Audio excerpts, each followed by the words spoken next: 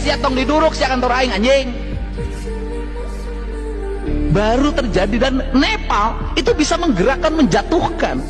Kita belum seberapa dibanding Nepal. Nepal anggota DPR-nya dikejar sampai sungai, menterinya ditelanjangi. Kita masih belum seperti itu, masih terjaga, masih teramankan. Tetapi itu adalah alarm sosial bagi kita.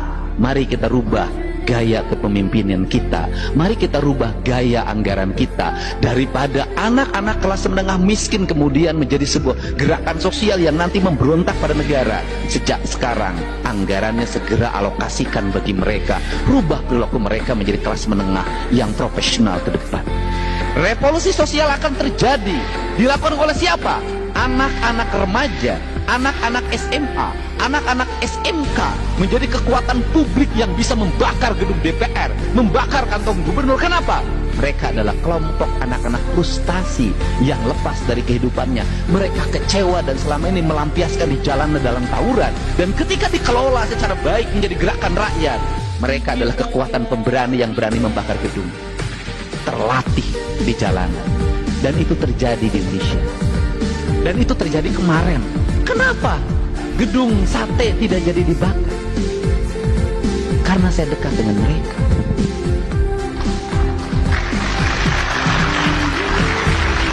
Karena ketika bertemu mereka mengenal wajah saya.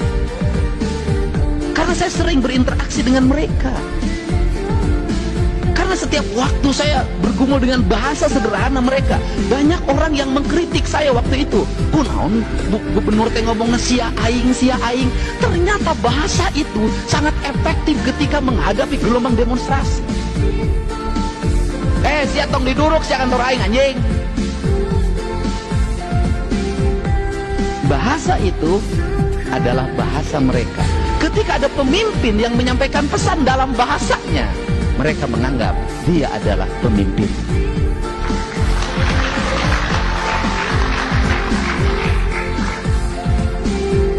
Dan barangkali baru terjadi sepanjang sejarah.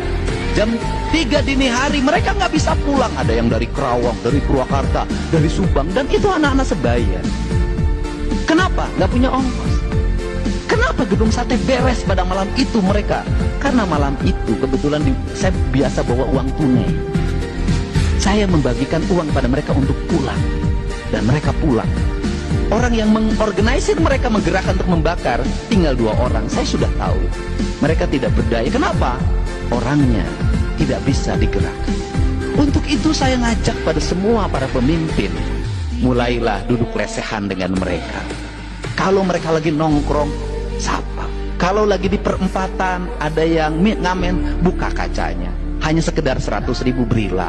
Kalau ada yang kaki 5 yang setiap hari kemudian dia jualan, asongan, berilah. Kenapa? Itu merupakan rangkaian kekuatan ketika ada gerakan demonstrasi, perusakan. Mereka adalah kekuatan efektif untuk digerakkan, mudah berkumpul. Dan tidak akan terjadi manakala kita kenal, tahu karakter mereka dan dekat secara emosi pada mereka. Dan yang paling utama adalah mereka percaya pada kita.